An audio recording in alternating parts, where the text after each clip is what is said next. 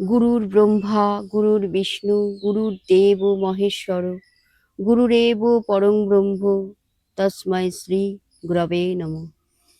শ্রী শ্রী ঠাকুর অনুকূল চন্দ্র, শ্রী শ্রী বড়মা, পূজ্যপাদ শ্রী শ্রী বরদা বর্তমান আচার্যদেবের চরণে আমার শতকোটি প্রণাম জানিয়ে এবং আপনাদের সকলকে আমার আনন্দিত জয়গুরু জানিয়ে আজকের ভিডিও শুরু করছি। আপনারা আমাদের এই ইউটিউব চ্যানেলের পাশে থাকবেন, কমেন্ট করে জানাবেন আপনাদের এই ভিডিও কেমন লাগলো এবং চ্যানেলটি সাবস্ক্রাইব করে রাখবেন যাতে আমি নতুন ভিডিও ছাড়লেই আপনাদের কাছে চলে যায়। আপনাদের কমেন্টের অপেক্ষায় থাকব। চলুন তবে শুরু করি। এর আগের ভিডিওতে আপনাদের শুনিয়েছিলাম শ্রী শ্রী ঠাকুরের কথা না শোনার ফল, তার কথা শুনলে আমাদের কি সুবিধে হয় এবং কথা না শুনলে আমাদের কি ক্ষতি হয়। আজকেও সেরকম দুটি ঘটনা শোনাবো আপনাদের, আশা করি আপনাদের ভালোই লাগবে। প্রথম ঘটনাটি আমার মায়ের কাছ থেকে শোনা। এক মা তার মেয়েকে নিয়ে, শ্রী ঠাকুর তখন দেহেই ছিলেন, তা সেই মা তার মেয়েকে নিয়ে দেওঘরে গেছিলেন। মেয়েটি লেখাপড়া শেষ করেছে। এখন প্রত্যেক মায়েরাই চায় যে মেয়ের যখন লেখাপড়া শিখে সে মানে বড় হয়ে যায়, প্রত্যেক মাই চান, বাবা মাই চান যে তার মেয়েকে একটি ভালো পাত্র দেখে পাত্রস্থ করতে। তাই সেই মাও চেয়েছিলেন যে তার মেয়েকে একটি ভালো মেয়ে, ভালো ছেলে দেখে বিয়ে দেওয়ার জন্য।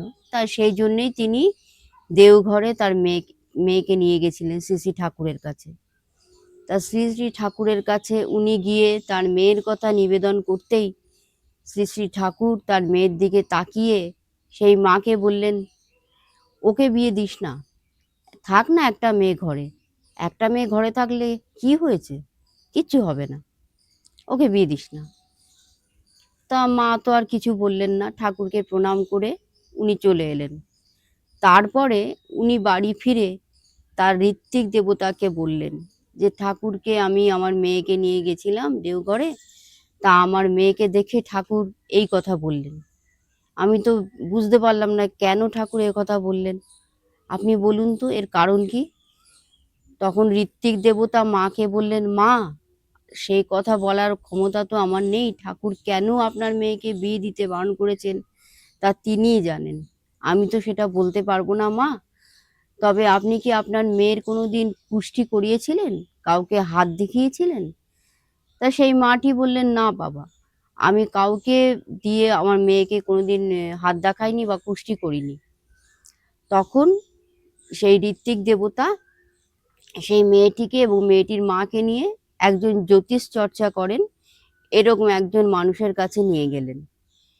সেই মানুষটি সেই মেয়েটির হাত দেখে গম্ভীর হয়ে গেলেন। তা সে মা জিজ্ঞেস করলেন, আপনি আমার মেয়ের হাতে কি দেখলেন, সত্যি কথা বলুন। তখন সেই দাদা, মানে যিনি হাত দেখেছিলেন মেয়েটির, তিনি বললেন, মা, আপনার মেয়ের হাতে অকাল বৈধব্য যোগ আছে, অর্থাৎ তার স্বামী যিনি হবেন তার মৃত্যু যোগ আছে, আপনার মেয়েকে বিয়ে দিলেই সে বিধবা হয়ে যাবে। তখন সবাই, ঋত্বিক দেবতা এবং সেই মেয়ের মাও বুঝলেন যে ঠাকুর কেন তার মেয়েকে বিয়ে দিতে বারণ করেছিলেন। তখন সেই মা একটু দুঃখিত হয়ে বললেন, আমি তাহলে এই মেয়ে নিয়ে এখন কি করব, এর যদি বিয়ে না হয় পরে, আজকে আমি আছি, ওর বাবা আছে, মেয়ের কোনো চিন্তা নেই, কিন্তু আমরা যখন থাকবো না তখন এই মেয়ের কি হবে। তখন সেই ঋত্বিক দেবতা বললেন যে মা, আপনি তো আপনার মেয়েকে লেখাপড়া শিখিয়েছেন, ওর নিশ্চয়ই কিছু একটা চাকরি হয়ে যাবে পরমপিতার আশীর্বাদে। তা সত্যি সত্যি মেয়েটি একদিন নিজের পায়ে দাঁড়ালো পরমপিতার দয়ায়। তাহলে বুঝতেই পারছেন, সেই মা যদি ঠাকুরের কথা না শুনে তার মেয়েকে বিয়ে দিতেন, তার ফলটা কি মারাত্মক হতো। অতএব আমরা বুঝতেই পারছি যে আমাদের পরমপিতা যা বলবেন সেটাই আমাদের মেনে নিতে হবে। এরপরে যে ঘটনাটি শোনাবো, এটা আমাদেরই এক গুরু ভাই তার মুখ থেকে শোনা। এটাও আশা করি আপনাদের ভালো লাগবে। হয়েছে কি, এক জায়গায় আর কি সমস্ত গুরু ভাইয়েরা মিলে ঠিক করেছেন যে তারা পিকনিকে যাবেন দূরে। তখন শীতকাল ছিল, শীতকাল মানে বুঝতেই পারছেন সবাই চায় একটু পিকনিক করতে, আনন্দ করতে। তা সেই সমস্ত কয়েকজন গুরু ভাই মিলে ঠিক করেছেন যে তারা কোনো এক জায়গায় গিয়ে তারা পিকনিক করবেন। তা সেই মতো ব্যবস্থা শুরু হলো, সব ঠিকঠাক হচ্ছে, কবে যাওয়া হবে, কখন যাওয়া হবে, এইসব। তার মধ্যেই একজন গুরু ভাইকে পিকনিকে যাওয়ার আগের দিন রাত্রে শ্রী ঠাকুর স্বপ্নে দেখা দিয়ে বললেন, শোন, কালকে তুই কখনোই পিকনিক করতে যাবি না, সবাই যায় যাক, তুই কিন্তু যাবি না।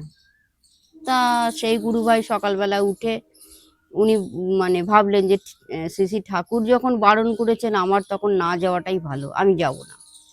তিনি আর সব গুরু ভাইকে জানিয়ে দিলেন যে আপনারা যান, আমি যাব না। তখন তারা বলছে, না না, আমরা যাচ্ছি, আপনি কেন যাবেন না, আপনিও চলুন, আমরা সবাই মিলে যাব, আনন্দ করব। তাও সেই গুরু ভাই বললেন, না না, আমাকে শ্রী ঠাকুর এরকম স্বপ্নে দেখা দিয়েছেন, বারণ করেছেন, আমি মানে কিছুতেই আমি যাব না। তখন ওনারা বললেন যে না না, চলুন চলুন, কিচ্ছু হবে না, আমরা তো আছি, কিচ্ছু হবে না, কোনো ভয় নেই, আপনি চলুন আমাদের সঙ্গে। তো উনি বারবার বলছেন, না আমি যাব না, কিন্তু এরা তো নাছোড়বান্দা, এরা কিছুতেই ছাড়বে না।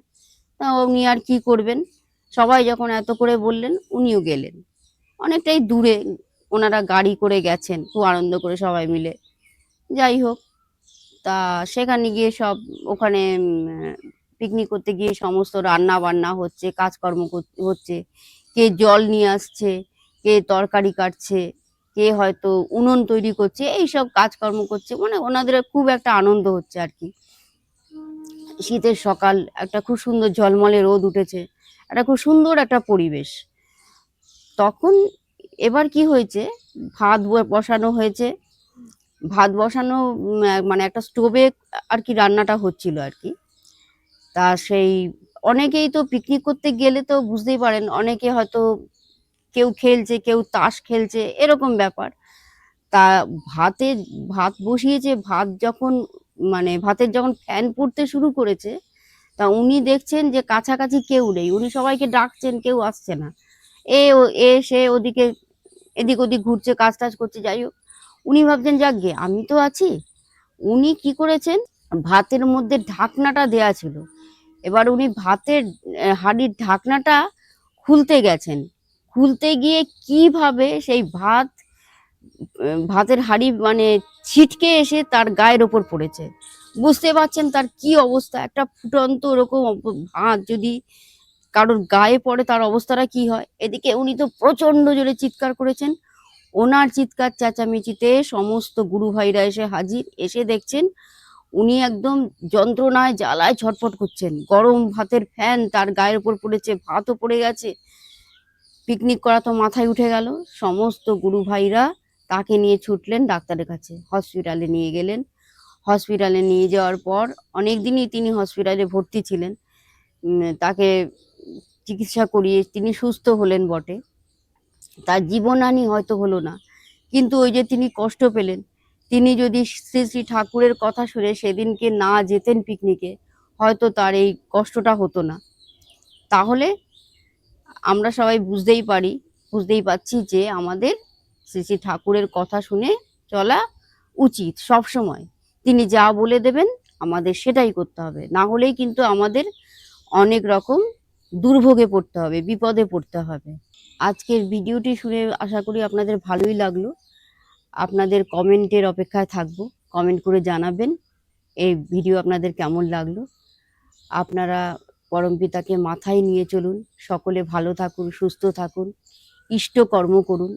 আমাদের প্রত্যেকেরই সবসময় ইষ্টকর্ম করে যাওয়া উচিত, এবং নিষ্ঠা ভরে অবশ্যই ইষ্টভীতি আমাদের করতে হবে। শ্রী ঠাকুর তার এক বাণীতে বলেছেন, ইষ্ট লাগি কর্ম করা, সেই তো হলো পুণ্য ভরা। আমাদের সবাইকে ইষ্টকর্ম করতে হবে। আজকে এখানেই শেষ করলাম। আপনারা সকলে ভালো থাকুন, সুস্থ থাকুন। বন্দে পুরুষোত্তমম। জয় গুরু।